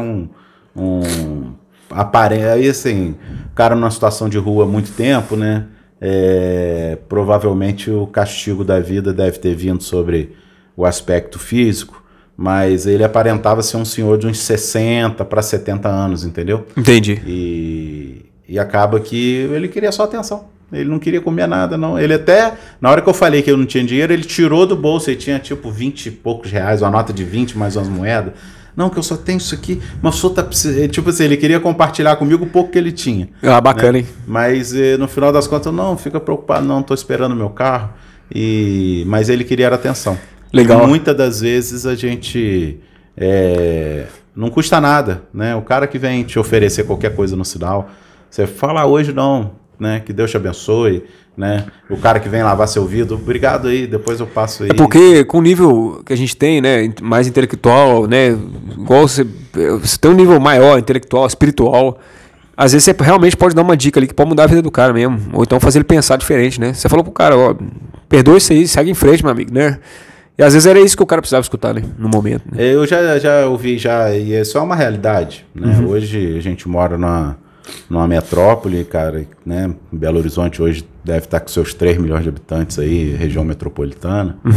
E tem muita gente em dificuldade, situação de rua. Sim. Se você for sair à rua e tentar colaborar e ajudar com todo mundo, né? A gente tem que entender que cada um tem uma situação. É difícil da gente ajudar todo mundo do jeito que a gente gostaria. Se for sair ali todo dia e dinheiro mesmo, financeiramente... às vezes a gente tem condições, porque cada um tem as suas dificuldades, a gente tem nossas contas para pagar. Mas isso não impede da gente ser gentil com as pessoas, né? É porque eu vejo que é um dos mandamentos assim, da Bíblia. Não na escritura, mas na atitude. Jesus, a vida do cara, se você for ver o lifestyle de Jesus, é o tempo inteiro ajudando os outros. Ou fazendo caridade, ou curando cego, ou perdoando, ou ensinando... pregando, ele tava sempre fazendo caridade, né, cara? Exatamente. Tava sempre ajudando. E me conta mais aqui, como que a gente gosta muito de falar desse tema, eu acho que é um tema bacana. Você me falou 13 anos casado, né, cara? E que você tá com essa energia que sua esposa comprou junto com você a ideia de vocês dois, né? O casal foi unido nisso. Isso é muito legal, cara. Porque o casal se uniu para ter esse novo tipo de vida, né? E aí, cara, conta pra nós aí o que você acha que mudou no relacionamento. E uma dica aí pra galera aí. Eu acho que hoje em dia, do jeito que as coisas estão tóxicas aí nos relacionamentos, cara, né, 13 anos não é fácil, né? A gente sabe que é muito tempo e precisa de alguns elementos assim que fala assim, pô, cara, ele dá a dica certa. Vamos lá, eu namoro com a Carla desde 2009 e a gente casou em 2000 Em janeiro, a gente foi morar junto em junho de 2011, casamos em fevereiro de 2012. Então, a gente tem de casado 11 anos e meio que a gente mora junto e 13 para 14 anos aí de namoro, né? Qualquer relacionamento é difícil, né? Relacionamento a dois é difícil, porque as pessoas têm expectativas diferentes, né? Visões de mundo diferentes, criações diferentes, perspectivas de vida diferentes. Sim. E crenças, né? Crenças diferentes. Crenças diferentes. Até às vezes dentro da mesma crença, os valores são diferentes. Às vezes uma pessoa vai ser uma pessoa mais assídua naquela crença, às vezes você vai ser um pouco mais brando naquela crença. Entendi. Então acaba que até dentro da mesma crença, às vezes tem as suas diferenças, né? Gostos, sabores, um gosta de preto, outro gosta de branco. Hobbies. Um gosta de macarrão, o outro gosta de arroz. Então, sim. Um gosta de passear de noite, o outro gosta de passear de manhã. Primeira coisa que eu falo, né, independente da vida espiritual ou não, primeira coisa que um casal tem que entender são as diferenças. Você não está casando com você. Se você estiver casando com você, é melhor você ficar sozinho. Certo. Né? Então, o equilíbrio das diferenças e aquela questão de aceitar que precisa ter um equilíbrio. Porque tem gente que não aceita. Né? É só o que eu quero, é só as minhas vontades. E eu acho que isso vai machucando ao longo da vida. A pessoa ceder num momento, mas no outro a outra ceder. Exatamente. E tem gente que só quer para ela, não quer ceder nunca.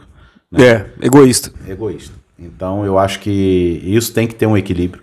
Né? Então, hoje a mulher quer comer japonês e você quer comer hambúrguer. Vão comer japonês, mas amanhã vão comer hambúrguer, né? Mais ou menos nessa linha. Então, isso tem que ter esse entendimento, que são seres diferentes que possivelmente querem a mesma coisa, porque senão não estariam casados. Uma coisa que eu e a minha esposa hoje a gente conversa muito, que a gente casou, a gente tem 7 anos de diferença de idade. Certo. Ela tinha 20 para 21 anos e eu tinha 26 para 27 anos quando a gente casou. E muita imaturidade, né? A mulher amadurece um pouco mais nova do que o homem. Né? O homem com 25 anos está meio avoado da vida ainda. Sim. Uma coisa que eu oriento hoje as pessoas que estão em busca é alinhar as expectativas. O que você quer de uma vida casada? Transparência, né, cara? Porque às vezes as pessoas querem só uma liberdade da vida familiar patriarcal, né? Eu moro na casa do meu pai e da minha mãe, não aguento mais, eu vou casar. Mas, e sim, acontece. Você não tem responsabilidade emocional com a vida da outra pessoa, você não tem responsabilidade de amadurecimento, e isso foi uma coisa que, mesmo sem a gente alinhar, felizmente, naturalmente a gente foi buscando isso. Onde eu tinha responsabilidade de marido com ela, ela tinha responsabilidade de esposa comigo, tendo muito entendimento do papel do homem e da mulher nesse processo matrimonial. Interessante. E ao longo da vida, você começar a botar as arestas e os pingos nos is. Se sentar aqui hoje, eu e a Carla, para conversar contigo, provavelmente você vai entender que muita coisa falta para a gente amadurecer, mas a gente já entende qual é o caminho desse amadurecimento para onde a gente quer ir. Então, se um casal quer andar para um lado e o outro, se um do casal quer andar para um lado e o outro do casal quer andar para o outro lado, possivelmente vai ter uma divergência. E no mundo de hoje, onde as coisas são muito voláteis, as pessoas elas acham que tudo é uma postagem da rede social. Né? Sim. Eu postei aqui agora, daqui 24 horas some e bola pra frente. Só que a vida matrimonial não é isso. Né? Você não casa só com aquela pessoa, né? Você casa com a família dela, sim, com os amigos que ela já tinha, né? Com os relacionamentos que ela criou, com os valores que ela veio, sim, com a bagagem com o passado dela, de certa financeiro, forma, com bagagem emocional, com toda a bagagem que aquela pessoa vem. Exatamente, com os traumas, com os anseios. Com tudo. Verdade. E aí entra a questão espiritual, né? Sem sombra de dúvida, um casal que se fortalece espiritualmente junto, a possibilidade de que isso seja caminhado para um local mais tranquilo, mais amistoso, mais compreensível, é muito maior do que um casal que um quer se espiritualizar e o outro acha que isso é uma balela. Sim. Né? Ah, cara, você vai na igreja lá sozinho que eu vou ficar em casa. E aí eu vou dar uma palhinha aqui que eu ouvi num culto que a gente foi lá em Trancoso, na Bahia. A gente estava lá e a gente optou por ir no culto da igreja local lá. E tinha um pastor visitante no dia. Aí ele trouxe um dado que, assim, depois eu fui até pesquisar e é mais ou menos isso mesmo. Não vou saber os números corretos. Estima-se que 14% das mulheres que frequentam a igreja ou que frequentam qualquer tipo de espiritualidade, de religião, consegue levar os entes familiares para aquela vida espiritual. Que bacana. 82% dos homens que vivem uma vida espiritual, ele leva a família para uma vida espiritual. Bom, legal, hein? Então, o quão importante é o posicionamento do homem dentro de uma casa. Muitas das vezes o homem dá graças a Deus, essa enjoada vai lá para a igreja que eu vou ver meu futebol, eu vou pro boteco com os amigos. Entendi. E depois culpa a mulher. Você ia na igreja, mas nosso filho desvirtuou. Você ia na igreja e você não viu o que você quer. Você ficava indo na igreja... Não tem jeito, né, cara? O casal tem que estar alinhado em certas coisas que... Você falou assim, tem as diferenças? Claro, a gente sabe. Mas uma vez que vocês têm os valores... né, parecidos assim na questão de ética, de caráter, na questão dessas questões assim, e igual você falou, você não precisa nem estar lá, mas os dois já sabem o caminho a ser seguido e os dois estão com disposição para buscar esse caminho, né? É isso aí. E um ponto que eu acho que é importante porque hoje as pessoas batem muito nessa questão da fidelidade, do respeito, da transparência. Isso é uma questão que não tem que ser discutida. Isso não tem nada a ver com excesso. Na verdade, isso aí não tinha que ser discutido, não. Tinha que vir de berço. Eu entendo assim. É aquela questão, ciúme. Cara, tem gente que tem ciúme da roda do carro, cara. Entendeu? Você não vai ter ciúme da sua esposa. Você tem que ter ciúme. Só que aquela questão, o que é ciúme, o que é neurose. Sim, o que é ser controlador demais, né? E todo respeito, né, ele está exatamente vinculado, aí volta a gente sempre falar como que Cristo nos ensina. Cristo nos deu liberdade. Você tem livre-arbítrio. E quando você vive com qualquer pessoa, o que mais você faz com que a pessoa se prenda a você é você deixá-la livre. Né? A liberdade. Né? Não faz sentido nenhum futricar telefone, questionar uma curtida de uma rede social, ficar naquela, mas você estava onde, que horário você chegou, você não chegou, você foi para onde, você porque fez toda imposição afasta, né? Toda regra, né? Que aonde você busca o entendimento excessivo de coisas que não precisam ser entendidas, afasta, né? Que aí vem por imposição. Que acaba que aquela regra, eu quero que seja assim. Chega lá que eu vejo, né? Tem casal que chega lá e me manda uma foto do lugar. Não faz sentido. Você falou que você... Né? Eu falei com minha esposa que eu tava vindo pra cá. Entendeu? Não faz sentido eu ir pro outro ou você lugar. confia ou você não confia. Entendeu? Então acaba assim, ou você confia ou não confia. Né? E isso não tem nada a ver com ter ou não. Mas aí você não tem ciúme, não. Mas quem falou? Todo mundo tem ciúme. Todo mundo que gosta tem ciúme. Né? Só que o ciúme não pode reger um relacionamento. Não, mas eu acho que assim... Tem a liberdade, mas eu acho que algumas regras têm que ser colocadas. Algumas coisas que a gente tem que chegar e falar, isso eu não tolero. Esse tipo de comportamento, quer ficar comigo? Quer ficar bem comigo? Isso aqui, eu acho que tem alguns que desrespeita, sabe? Então, assim, porque eu era assim, muito da corda solta. Cada um, liberdade e tal. Mas às vezes você soltar demais, não no sentido de controlar, mas no sentido assim, ó, se você infringir certas coisas que eu não gosto, pelo menos você já deixa claro, isso eu não gosto. Você pode ser livre, você pode ser o que você quiser, mas aqui você já vai estar me desrespeitando. Acho que é esse limite, né? Porque aí entra aquela questão do alinhamento das expectativas. Entendi. Né? Ou seja, você tem que ter uma... transparência, né? Deixar claro. A liberdade é onde você entende com quem você está lidando. Né? Se você tiver uma liberdade libertina, que aí, tipo assim, tanto faz o que você pensa, já não é liberdade. Já é desrespeito e já, tipo assim, quer viver vida de solteiro ou relacionamento. Então, isso não é liberdade, né? Isso, na verdade, são outros pontos dentro do relacionamento que acaba você não colocando o relacionamento como primordial, né? O matrimônio hoje, eu entendo dessa forma, né? Eu tinha um modelo de pensar que para que casar, né? Se morar junto, né? Casado com fé, como é que é? Juntado com fé, casado esses discursos que a gente... Entendi. Né? Mas hoje, mais do que nunca, eu tenho orgulho de falar que a Carla é minha esposa, entendeu? Eu tenho orgulho de falar que eu sou casado. Foi abençoado, né? Por Deus, registrado. E que a gente tem esse relacionamento matrimonial e que, de alguma forma, isso espelha nas pessoas que nos conhecem, entendeu? Talvez um modelo... que a gente não tem expectativa nenhuma de ser modelo para ninguém, mas que as pessoas enxerguem, cara, quão bacana que é o entendimento que eles têm. Entendi. Vitor e Carla brigam, Vitor e Carla se desentendem. O casal que fala que não briga e que não se desentende, você pode ver que alguma coisa está de errado, né? Eu ouvi recentemente, e eu achei interessantíssimo, foi uma psicóloga, ela trabalha muito com aquele modelo de constelação familiar, não sei se você já ouviu falar. Já ouvi falar. E ela falou que a diferença do amor não é o ódio.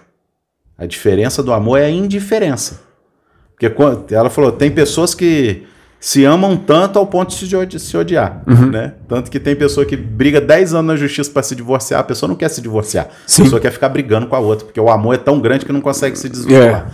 Então, quando as pessoas... Eu amo brigar com a pessoa. Eu amo brigar com a pessoa, exatamente.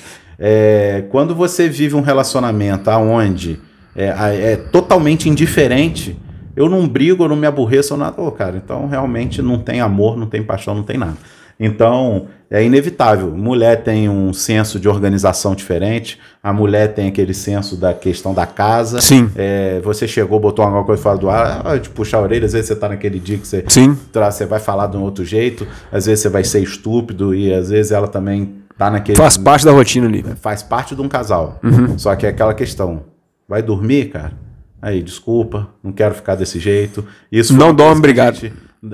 Não dorme brigado, a gente sempre teve isso, de não dormir brigado. E outra, amanhã, cara, é outro dia e o que discutiu hoje, a gente vai discutir isso outras vezes na vida. Entendeu? Faz parte. Faz parte. E a questão é exatamente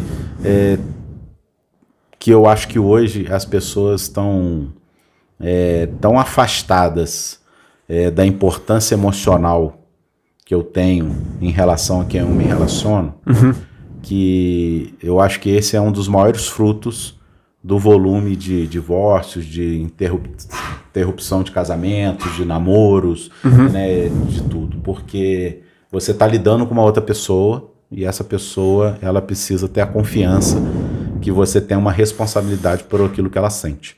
E isso também faz parte de um bom relacionamento, né? Entendi. Pra você poder avançar aí de uma maneira saudável.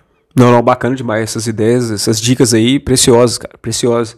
E tudo envolve a comunicação, de certa forma. Você precisa da comunicação o tempo inteiro para, igual você falou, alinhamento, né? Um alinhamento traz muito isso, né? Você tem que saber se comunicar, você tem que saber ser transparente naquilo que você quer, naquilo que você quer falar, né? Então, assim, importante demais isso aí que você falou, cara. Se fazer entender, né? Não é só você falar, né? Você tem que a pessoa entender aquilo que você falou é importante demais. E então, igual você falou, um casal que tem objetivo, que tem uma estrada para seguir, que sabe para onde quer ir, né? E os dois juntos, dando a mão ali e seguindo a mesma direção, o mesmo caminho, né? Acho que na questão da saúde, você acha, o que você acha que melhorou? Olha, eu não sou um grande exemplo de vida saudável, né? Eu pratico jiu-jitsu desde a adolescência, tive minhas idas e vindas por questões profissionais, né, acadêmicas, estudos, e dando preferência para outras coisas na vida do que para a saúde. Sempre fui gordinho, né, então assim, nunca tive aquela política prática assim, de ser um cara, a palavra da moda, fit, né? Mas o que muda nesse modelo atual, que eu acho que é a grande doença da atualidade, é a mente. A saúde mental. A saúde mental, pode ter certeza que hoje eu durmo melhor do que eu dormia antes, né? Tenho muito menos ansiedade do que eu tinha antes. Entendo o quão importante é você ter um equilíbrio mental, porque o nosso corpo, ele é partido, né? O nosso ser é partido em corpo, alma e espírito. Sim. Né? E a alma é a nossa mentalidade, é a maneira que a gente vê o mundo, que a gente enxerga o mundo. E a maior doença da atualidade é a doença mental, né? As pessoas, elas estão doentes de vários problemas mentais, né? Seja ansiedade, depressão, síndrome do pânico, todas essas síndromes mentais que as pessoas desenvolvem hoje, exatamente porque não se preocupa com a questão almática e, consequentemente, o corpo reflete e o espírito também reflete. E com Deus a gente sente mais paz, né, cara? Sem sombra de dúvida. Fica mais tranquilo, né, cara? A vida fica mais simples. Fica mais leve. Você tem alguém para partilhar o fardo, né? Então... Eu ouvi essa semana um negócio muito interessante. Eles falando sobre o Messi, o Cristiano Ronaldo e o Neymar. E aí falando por que o Messi e o Cristiano Ronaldo, por que eles sempre estão ganhando os títulos aí, né, de melhor jogador do mundo, essas coisas todas, né? Mostrando que os caras têm uma vida simples. Trabalho, esposa, casa, né? Não tem farra, não tem gandaia, não tem, né, diversão demais. E, querendo ou não, essa rotina que parece um pouco chata, mas dá essa tranquilidade pro cara. Um casamento sólido, né? Que aí o cara pode buscar coisas maiores na vida dele, né? E aí se o cara fica... a fama sobe e tal, né? Porque você não vê um caso assim que o Messi engravidou uma outra, que o Cristiano Ronaldo arrumou um problema. Então você vê que os caras são focados. Os caras são focados e aí eles precisam ter uma estabilidade dentro de casa, religiosa, espiritual, né? Para poder buscar essas coisas maiores, né, cara? Diferente do Neymar, que já é o caso assim, gandaia e tal, e engravida uma aqui, e aquelas notícias de fofoca, né, cara? Eu achei legal essa comparação, assim, sabe? Acaba que é o equilíbrio, né? Os dois que são mais equilibrados, que é aquela questão do termo bitolado, né? Que muitos anos ficou como um termo pejorativo, né? Você é um cara bitolado, como se fosse um cara estúpido, né? Mas bitolado é a bitola do trem, né? Aquele cara que anda em cima do trilho, aquele cara que segue uma linha reta. E provavelmente esse equilíbrio bitolado que os dois têm traz para eles um equilíbrio profissional maior e eles conseguem ter essas conquistas. E tem um pouco a ver também aí, né, questão da própria ganância, né? O que o cara quer na vida. Ganância no bom sentido, né? Ambição, né? Mais ambição do que a ganância, né? Que eu tô querendo dizer. Às vezes as pessoas, por mais talento que ela tenha, por mais dinheiro que ela tenha, ela não tem uma ambição de conquistar algo, né, maiores. Então o Neymar, né, eu acompanho pouco futebol, mas pelo que eu tenho de relato, o Neymar só não ganhou a Copa do Mundo e a bola de ouro lá, né? O resto ele ganhou tudo que ele podia ganhar. Talvez para um menino jovem como ele, né, com a situação familiar que ele tenha, talvez não seja uma ambição para ele. Né? Mas os outros dois, por serem casados, por terem filhos, às vezes até por uma questão de presentear, o Neymar tem filhos, né? Mas até por presentear a família, né? Tipo, eu sou bola de ouro, eu fui campeão. Tal. Então, sem porque eu tô fazendo uma comparação, assim, por exemplo, com a vida do mundo, com a vida com Deus. É meio que assim, o cara do mundo, ele tá na droga, ele tá na bebida, ele tá se envolvendo com várias mulheres, a vida dele fica mais complexa, né? E de certa forma ele vai queimando essa energia espiritual, essa energia física, essa energia mental, ele vai se centralizando essa energia dele, né? Sendo que o cara é família, Deus, linha reta, ele é mais focado, né? Ele vai dispersando a energia, né? Isso. A energia vai se gastando em tantos lugares que acaba que quando ele vai centralizar talvez naquele ponto específico, não tem energia mais. Perde muito tempo, né, com essas coisas do mundo, né? Perde muito tempo e sendo que poderia focar mais, né? Nesse sentido. No caso do filme 300, você chegou a ver o filme? Achei bacana você ter visto o filme. Vi o filme. As características aí que você acha que você mais gostou no filme, assim? Olha, o filme ele, né, remonta uma época muito longa para a gente poder, às vezes, fazer uma analogia com o tempo real. Mas 480 a.C. Mas a gente consegue fazer um posicionamento de valores. Eu acho que o primeiro ponto ali, em relação a Esparta, né, ao próprio Leônidas, a gente consegue perceber que, primeiro ponto, diante de mais nada, o valor em relação à sua essência, né, à sua hereditariedade é muito forte. Eu defendo os meus e pelos meus eu vou até o fim. Então eu acho que o valor familiar está muito calçado ali na tomada de decisão que ele teve de ir para uma guerra sem o aval de todos os conselheiros e de todo o povo dele naquela época. Esse é um ponto de valor muito forte. Um outro ponto, acho que o maior de todos, é que na atual situação que a gente vive, as pessoas perderam a identidade. As pessoas têm muita dúvida de quem ela é, porque principalmente com o advento da rede social, e aí, quando a gente fala rede social, o pessoal acha que a gente está falando do Instagram agora, né? Mas a rede social a gente está falando lá do ICQ, lá do Orkut. Sim. Quando você podia postar 15 fotos só no Orkut, que a galera ficava trocando as fotos porque eu não podia puxar mais fotos. Naquele momento as pessoas começaram a se comparar.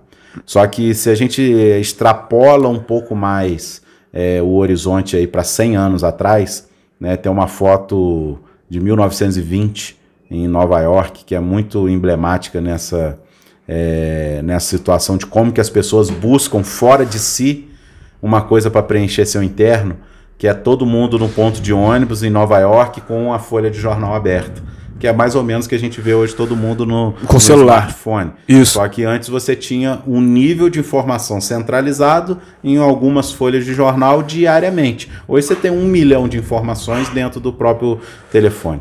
Então as pessoas buscam fora de si, né, alguma coisa para te preencher internamente. E isso faz com que a comparação, né? Então, eu acho que tinha uma revista de fofoca aí muito famosa, custava fortuna aí na época, que é década de 90, início do ano 2000, todo salão de beleza, todo lugar tinha aquela revista lá, porque as pessoas queriam saber o que os famosos estavam fazendo. Como é que era a vida dos famosos, né? Como que é a vida de quem tem dinheiro, quem que tá nos holofotes. É verdade. Então, as pessoas... Curiosidade faz parte do ser humano. Exatamente. E as pessoas, elas querem se demonstrar, né? As pessoas querem, e acaba que elas perdem a essência de quem elas são de verdade.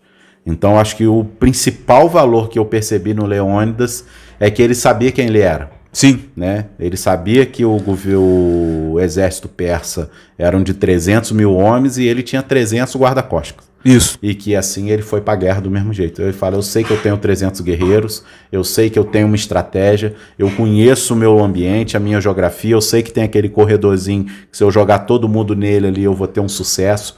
E muitas das vezes... E estava tendo, se não fosse realmente a traição, né? Exatamente. E eu acho que ele chegou. Eu acho que por algum momento eles chegaram realmente a pensar que poderiam realmente ganhar. E foi ganhando estatura emocional para ganhar. Sim, né? Porque você vai se motivando. 1 dia, 2 dias, 3 dias, né? E o Xerxes ainda colocou os imortais, que foi a tropa de elite dele. Foi tudo arrebentado também. Exatamente. Só que aí entra um pouco da questão da soberba, né, da autoconfiança, porque você tem que saber quem você é, mas você também não pode menosprezar seus inimigos. Sim, eles eram xenofóbicos, eles se achavam superiores e acaba que isso cega a pessoa, né? Cegou ele na hora que ele negou o rapaz lá que tinha uma limitação física. Sim. Ele acabou repelindo ele, você não pode estar junto com a gente. Então foi quem o traiu. Então, normalmente, o improvável talvez é o que vai te trazer maior dor. O que Xerxes tinha para oferecer para o improvável ali era os prazeres carnais que ele nunca teve. Exatamente. Né? Porque ele era um cara repelido dentro da sociedade. Exatamente, discriminado. Então, naquele momento, eu acho que o Leônidas falhou ao ponto de eu precisava entender que os diferentes talvez vão me fortalecer, e foi quem me enfraqueceu, né? Foi o traidor, né? É porque a lei de Esparta é cega. Se é deformado pela lei de Esparta, ele tinha que cumprir a lei de Esparta. E aí ele não olha muito essa questão emocional. Ele não pensou como é que esse cara poderia se sentir, né? Exatamente. Ele foi tão fiel ao valor, né, da lei espartana que ele acabou ele mesmo dando um tiro no pé. Ele não teve uma avaliação estratégica de guerra aonde ele podia ter utilizado aquele cara como um favorável para ele. Sim, na verdade eu vejo até uma flexibilidade naquela questão assim, ele ainda falou assim, ó, você pode recolher os corpos. Exato. Mas, por exemplo, você tem empresa, você é dono de empresa, você não vai querer, o cara às vezes é seu melhor vendedor, né? Você não vai querer colocar ele na contabilidade, não tem nada a ver. Então, assim, você não vai misturar as coisas, né? Então aquele cara é melhor ali. Você não vai tirar ele da função principal dele ali. Então, ele sentiu isso. Ó, se eu colocar esse cara aqui na frente, ele vai miar a falange toda, sendo que ele podia ser um cara bom ali atrás para recolher os corpos, né? Exatamente. Aí entra a questão, a mistura, né? De talvez de gestão de pessoas naquele momento. Sim. E do ego do traidor, né? Que ele todo momento ele veio seguindo a tropa lá por cima da montanha, né, sendo totalmente excluído, e na hora que ele foi incluído também, ele não se sentiu à vontade, porque aí ele criou expectativa demais. Ele achou, tipo, estamos numa situação de guerra, eu vim até aqui, eu quero que você me coloque na posição que eu quero, né? E vem a questão do fanatismo. Você vê o tanto de pessoa que às vezes a pessoa tem o ídolo dela lá, ela é fanática com aquele cara, nossa, eu amo ele, tem os posters e tudo do cara lá e tal. Foi conhecer pessoalmente, o cara tratou igual um lixo a pessoa. Exatamente. E aí acabou com toda a fantasia, né? Expectativa criada equivocadamente. Exatamente, acabou com toda a fantasia. Às vezes o cara foi grosso, foi sem educação, né? Uma regra, né? Nunca cria expectativa de pessoas, né? Cria com cachorro, com animal, com a árvore ali. Você vai plantar uma árvore que dá flor, meu irmão, cria a expectativa que vai dar flor. Mas se você for criar expectativa em cima das pessoas, elas vão te decepcionar. Se você depender do que as outras pessoas fazer aquilo que você faria, você realmente vai se frustrar mesmo. Não tem jeito. E um ponto desfavorável, né, que mistura também essa questão da defesa do valor do Leônidas contra a defesa do povo, é que quando Xerxes chamou ele com toda a prepotência da liderança persa, que foi uma liderança naquela época das maiores impérios que já tem registro, o Xerxes ofereceu para ele uma coisa que ele não podia entregar. Mas ele também não fez uma contraproposta, né? Ele simplesmente falou, isso eu não aceito mesmo. Eu não vou negociar com você. E a diplomacia... É porque ele ia ser escravo, né? Ele ia ser o general de Xerxes, né? O braço direito, ele ia ter várias regalias igual o Efialtes teve, mas o povo dele ia ser escravizado, né? Ele não teria independência, né, espartana, ele não teria a cidade dele, não seria mais dele, não seria mais dos gregos, né? Era o valor dele, mas o que a gente traz talvez de reflexão é que em todo processo, em algum momento você vai estar na ponta fraca. Sim. E entre morrer e poder ser diplomático e tentar trazer um equilíbrio... Entendi. Né? Porque a gente tem conhecimento, né? Eu não vi o 302, mas a gente tem um conhecimento que o exército persa perdeu para o exército espartano. Sim. Porque acabou que toda a Grécia se juntou ao exército para poder expulsar o exército persa. Só que muitas pessoas morreram. Talvez se fosse quero defender o meu povo nesse momento, se existe uma contraproposta naquele momento ali... Ah, mas o orgulho espartano não ia deixar, não. O orgulho não ia... Aí volta lá no que eu comentei no início sobre a questão minha profissional... Certo. Vindo para a vida moderna. Da síndrome, né, do pequeno poder. Naquele momento ele sabia, eu tô no pequeno poder. Esse cara tem um exército que nesse momento, eu com meus 300 aqui, vai dar ruim. E ele não sabia que tinha a figura do traidor, ele foi saber no decorrer do filme, um pouquinho depois, né? E consequentemente é uma coisa que a gente tem que trazer para nossa vida, do ponto de vista de relacionamentos. Muitas das vezes a gente tem que trazer o equilíbrio. Nem sempre a gente vai ganhar. A gente vai ganhar. E muitas das vezes a gente tem que tentar trazer o equilíbrio. Eu perco um pouquinho, você perde um pouquinho. Foi o que você falou no início também. Às vezes você vai ter que engolir um sapo. Vai ter que engolir um sapo. Vai ter que recuar. Vai ter que pensar melhor a estratégia. Exatamente. Ou me dá uma semana aí para eu poder pensar melhor.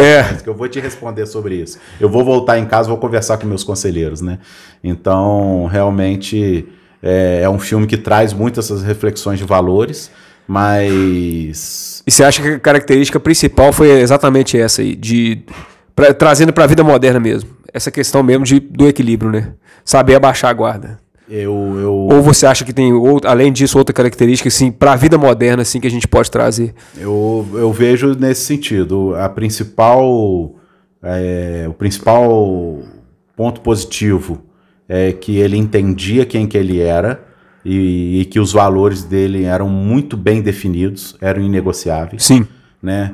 O ponto negativo é que ele entendeu que não poderia ter alguém maior do que ele, né?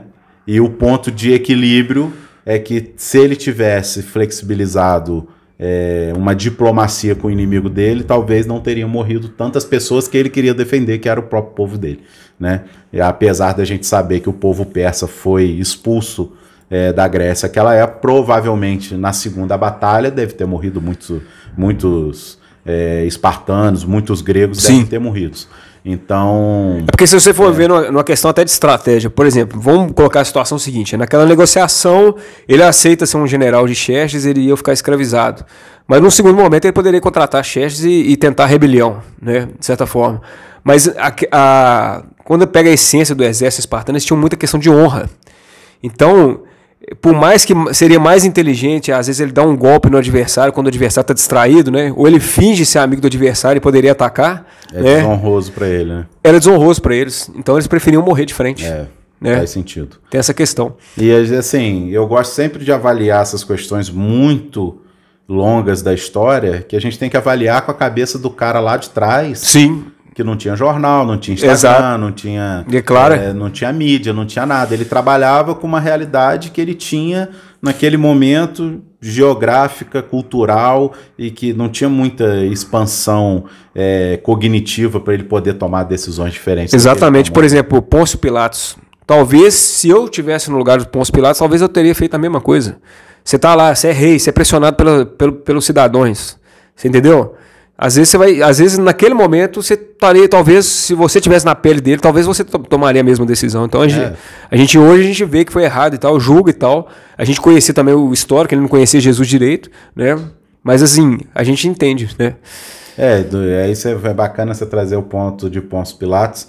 Existem relatos, não é bíblico, mas existem relatos acadêmicos de estudos que Pôncio Pilatos se converteu assim que soube da ressurreição de Cristo. Que né? bacana, hein? Do mesmo jeito que Nicodemos, que foi o fariseu que conversou com Cristo.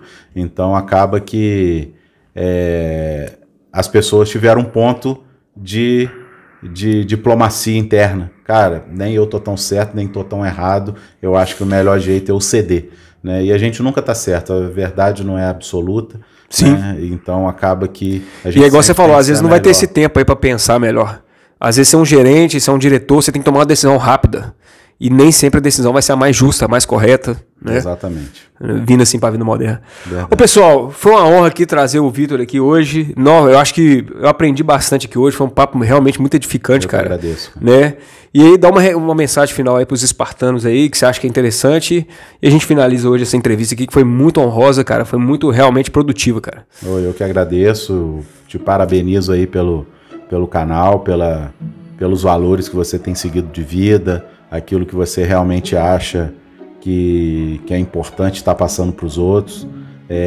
Faz total sentido o que você tem de valor para você hoje, você está compartilhando com as outras pessoas. Sim. E a pessoa concordando ou não, mas conforme você me relatou, em alguns momentos você recebe uma ligação, uma mensagem de alguém que eu nem sei quem é. E faz a diferença. Aqueles 2 minutos que eu ouvi da sua mensagem fez a diferença da minha vida.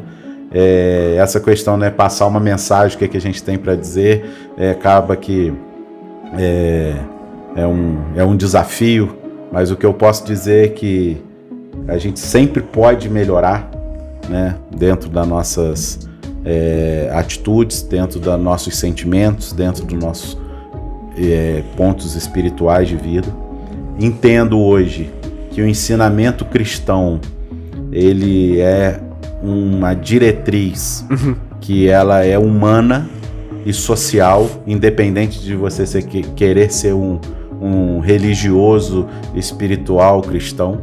né? Então, se você conseguir entender a mensagem que Cristo quis nos passar, possivelmente você não vai colocar ele numa esfera de um hippie da década de 70. Sim, é uma referência. E que a gente tente entender que do outro lado da mesa sempre tem uma pessoa diferente do que a gente. Sim. E que a gente seja humano, que a gente seja coerente, e que a gente tente ser justo, e que a gente sempre tente de hoje, né, ser melhor do que ontem, e busque que amanhã seja melhor do que hoje. Essa é a mensagem que eu tenho para Cara, excelente, cara. Excelente. Muito bom, muito aprendizado aí. Pessoal, se gostarem aí já sabe, né? Manda aquela bicuda espartana no like aí, se inscreva no canal, você que não é inscrito aí, e compartilha isso aí pra alguém que tá precisando, pra quem precisava às vezes escutar essa mensagem aqui, que eu acho que realmente foi muito aprendizado aqui hoje, né? A gente agradece aqui. Esse aí, pessoal, espartamos junto aí. Arru!